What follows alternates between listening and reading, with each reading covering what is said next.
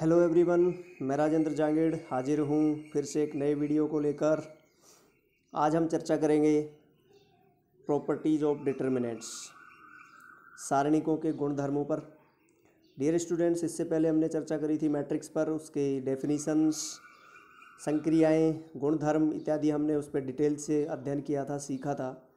उसके बाद डिटर्मिनेंट्स की डेफिनीशंस वगैरह हमने सीखी थी, वो भी हमने काफ़ी डिटेल से उसका अध्ययन किया था।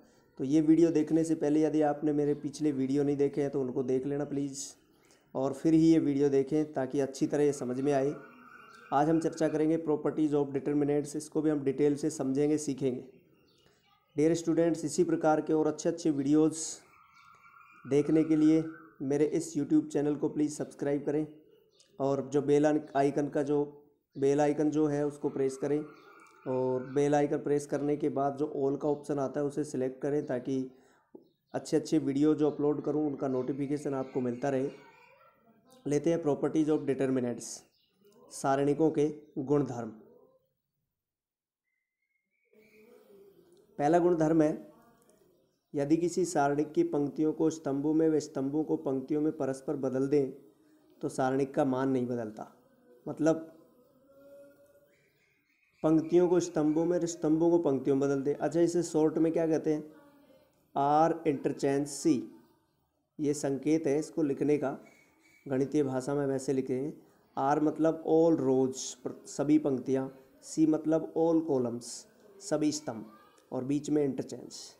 तो ऐसे भी इसे शॉर्ट में लिखते हैं। लेते हैं एक एग्जाम्पल। ये सारणिक है, इसका मान 5 × 15 - 2 13 होता है। ये हम जानते हैं, सीखा हमने पहले। अब हम क्या करेंगे, इसकी पहली पंक्ति को पहला स्तंभ बना दिया, दूसरी पंक्ति को दूसरा स्तंभ बना दिया। अब जैसे पंक्तियाँ स्तंभ बनेंगी तो स्तंभ अपने आप पंक्तियों में बदल जाएंगे।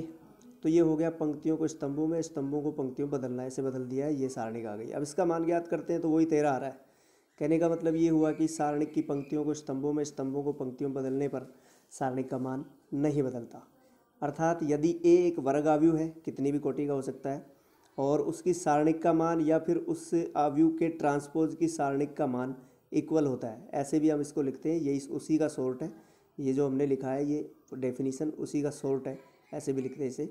मतलब ए एक वर्ग आव्यूह है, ए टी का मतलब ए का ट्रांसपोज हम जानते हैं, वही पंक्तियों को स्तंभों में, स्तंभों को पंक्तियों में बदलना हो गया। तो उसकी सारणिक का मान या ए की सारणिक का मान इक्वल आएगा। एक एग्जाम्पल और है, ये 3 कोटि का एक आव्यूह है, सारणिक है, डिटर्मिनेंट्स है। और यदि इसकी हम वैल्यू ज्ञात करते हैं तो इसकी वैल्यू हम सेकंड रो है उसको लेकर हम उसके सापेक्ष अनुदिश प्रसार करके मान ज्ञात करेंगे। क्योंकि इसमें एक अवयव 5 है, 2 अवयव 0 है, तो केवल 5 के प्रसार से इसका मान प्राप्त हो जाएगा। तो हम जानते हैं ये 3 पर प्लस आएगा, इस पर माइनस चिन्ह आएगा। तो चिन्ह तो आ गया -5 इंटू, अब 5 पे इस पंक्ति में है और इस स्तंभ में है, उनको दोनों को छोड़ दिया, 4 अवयव बच गए, -11 1 3 0। तो ऐसे क्रॉस गुणा करेंगे तो 0 हो गया, फिर -3 को 1 से तो 3 आ गया, तो 0 - 3 आ गया, -3 को -5 से मल्टीप्लाई करेंगे तो 15। तो इस सारणिक की जो वैल्यू है वो 15 है। अब हम क्या करेंगे, पहली पंक्ति को पहला कॉलम बनाएंगे, दूसरी रो को सेकंड कॉलम बनाएंगे, और थर्ड रो को थर्ड कॉलम में चेंज कर देंगे। इसका मतलब ये हुआ कि पंक्तियों को स्तंभों में, स्तंभों को पंक्तियों में बदल दिया है। अब इसकी जब वैल्यू ज्ञात करेंगे तो वही 15 आ रही है। तो हम कह सकते हैं कि किसी डिटर्मिनेंट की पंक्तियों को स्तंभों में, स्तंभों को पंक्तियों में बदल दे तो उस सारणिक का मान नहीं बदलता है। नेक्स्ट लेते हैं, सेकंड है इसमें, यदि सारणिक की किन्हीं 2 पंक्तियों में कोई 2 स्तंभों को परस्पर इंटरचेंज कर दे, यानी पहले स्तंभ की जगह दूसरा स्तंभ रख दें और दूसरे स्तंभ की जगह पहला स्तंभ रख दें, या ऐसे ही पंक्तियाँ, तो उसे हम कहते हैं इंटरचेंज करना। तो इंटरचेंज कर दे तो सारणिक का केवल चिन्ह बदलेगा, मान वही रहेगा। जैसे मान लो किसी सारणिक का मान 15 आ रहा है, तो किन्हीं 2 पंक्तियों या किन्हीं 2 स्तंभों को यदि हम इंटरचेंज कर दें तब उसका मान -15 आएगा, यानी केवल चिन्ह बदलेगा, मान वही रहता है।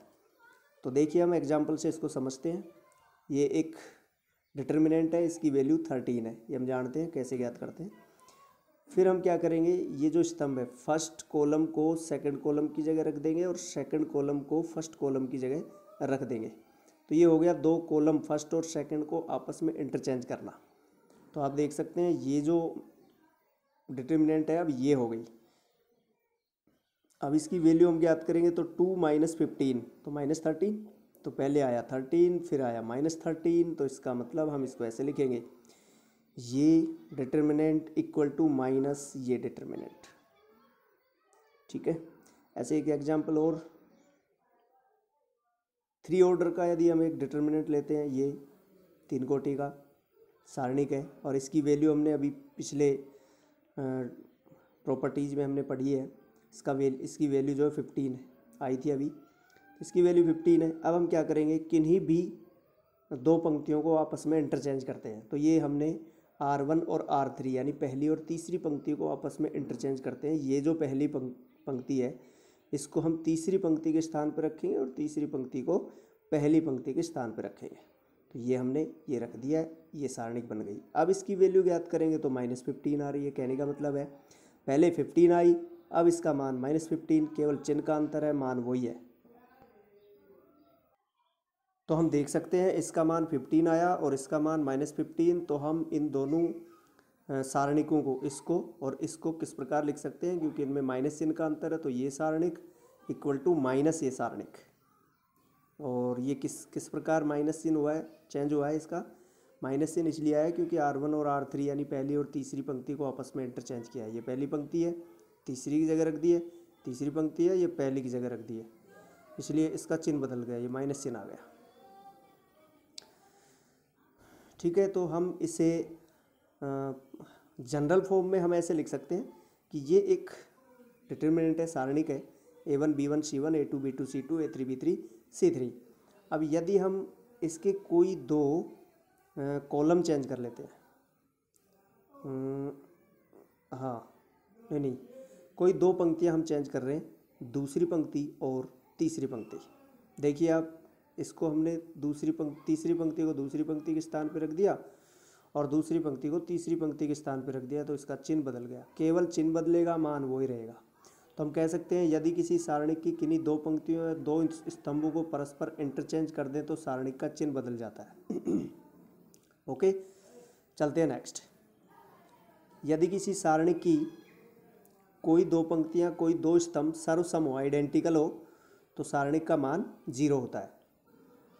सर्वसम मतलब संगत अवयव समान होने चाहिए। जैसे मान लो पंक्ति 2 है, उसका पहला अवयव दूसरी का पहला अवयव, ऐसे दूसरे अवयव और तीसरे अवयव समान होने चाहिए, एक जैसे होने चाहिए, तो उसे कहते हैं सर्वसम या आइडेंटिकल। ओके, तो हम देख सकते हैं उस सारणिक का मान क्या होगा, हमेशा 0 आएगा। तो हम यहाँ देख सकते हैं एग्जाम्पल लिखा है, फर्स्ट रो है ABC और थर्ड रो को देखिए वो भी है ABC। तो पहली और तीसरी जो पंक्ति है वो सर्वसम है, अर्थात आइडेंटिकल है, एक जैसी है। इसलिए सारणिक का मान यदि हम ज्ञात करेंगे तो 100% 0 आएगा। तो इसको याद कर ले सीधा ही, यदि कोई दो पंक्तियाँ, ऐसे ही कोई दो स्तंभ हो, कॉलम हो, सर्वसम हो, तो भी उस सारणिक का मान आपको डायरेक्ट लिखना है, 0 ही होगा, 100%, हमेशा ही 0 होता है। तो ये था थर्ड प्रॉपर्टीज। नेक्स्ट, चौथा गुणधर्म है, यदि सारणिक की किसी पंक्ति या स्तंभ के प्रत्येक अवयव को अशून्य संख्या से गुणा कर दिया जाए, 0 नहीं होना चाहिए उसका मान जिससे हम गुणा कर रहे हैं, वो अशून्य होनी चाहिए, तो वह सारणिक ही उस संख्या से गुणा हो जाती है। जैसे एग्जाम्पल लेते हैं हम, ये सारणिक है जिसकी वैल्यू 15 है, पहले भी हमने सीखा है पिछले गुणधर्मों में, यही सारणिक ली थी। अब हम क्या कर रहे हैं, पहली पंक्ति को देखिए, इसको हमने 3 से गुणा कर दिया। पहली पंक्ति, केवल एक पंक्ति को हमने 3 से गुणा किया है। तो कोई भी एक पंक्ति या कोई भी एक स्तंभ, उसको हमने 3 से गुणा किया है। ठीक है, अब 3 से गुणा करने के बाद इसकी वैल्यू देखते हैं। इस डिटर्मिनेंट की वैल्यू आती है 45, देख सकते हैं आप, मान ज्ञात करना आता ही आपको। ठीक है, वो सेकंड रो के हिसाब से आप मान ज्ञात कर लें, अनुसार प्रसार करके। तो इसका 45 आएगा। 45 को हम लिख सकते हैं 3 × 5, अर्थात पहले जो सारणिक थी उसका मान 15 था, 3 × 15 है ये। तो पहले जो सारणिक थी उसकी वैल्यू जो है 15 है और अब है 3 × 15 यानी वही सारणिक 3 से गुणा हो गई। तो हम कह सकते हैं सारणिक की किसी पंक्ति या स्तंभ के प्रत्येक अवयव को अशून्य संख्या से गुणा कर दिया जाए तो वह सारणिक ही उस संख्या से गुणा हो जाती है। ओके, तो हम इसको ऐसे लिख सकते हैं।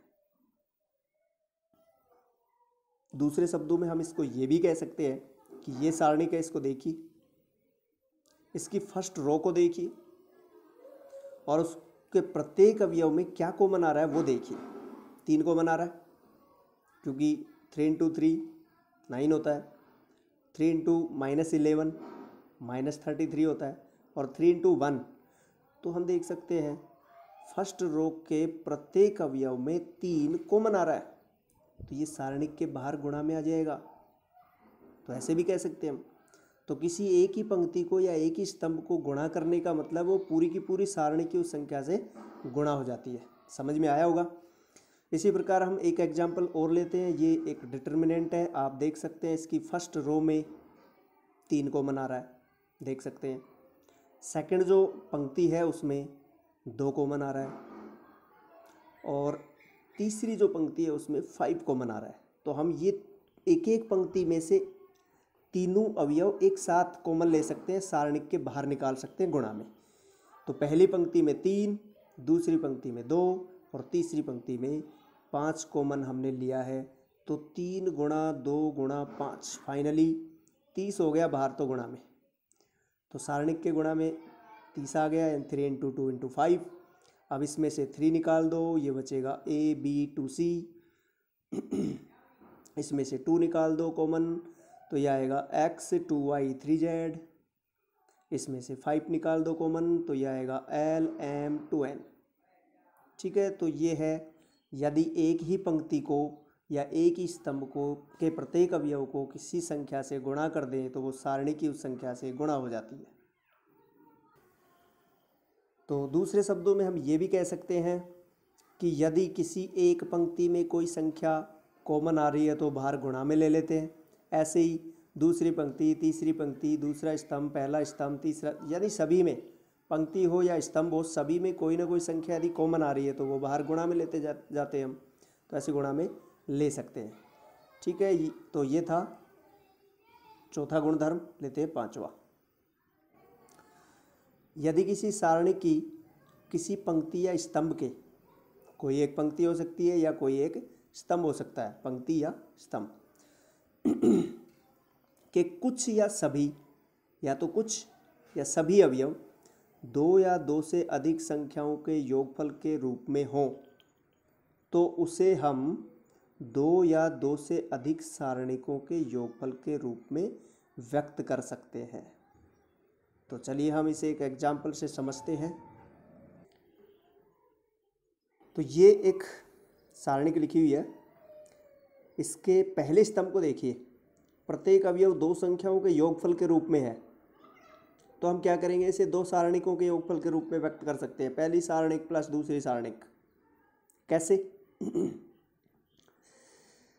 अच्छा, दोनों सारणिकों को देखिए जो प्लस में लिखी हुई है, 1 और 2, इन दोनों को देखिए और इसका सेकंड और थर्ड स्तंभ देखो।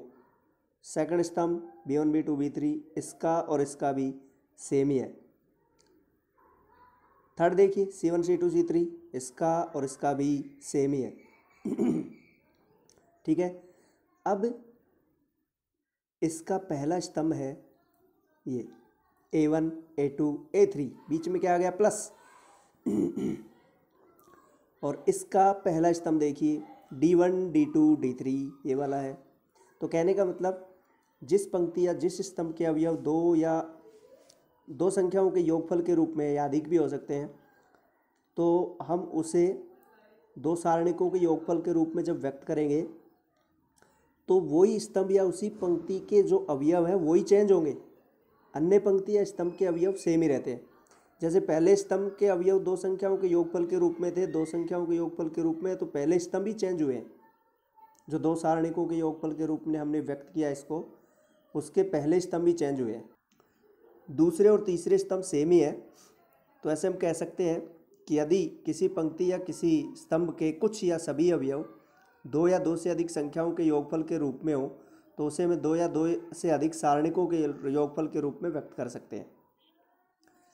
ऐसे यदि एक एग्जाम्पल और ले, इसमें देखिए पहला जो कॉलम है और तीसरा जो कॉलम है सेम ही है। आप देख सकते हैं इसमें पहला और तीसरा कॉलम सेम ही आएगा सॉरी, पहला और तीसरा कॉलम ही चेंज होगा, दोनों में सेम ही आएगा, सॉरी दोनों में सेम ही आएगा।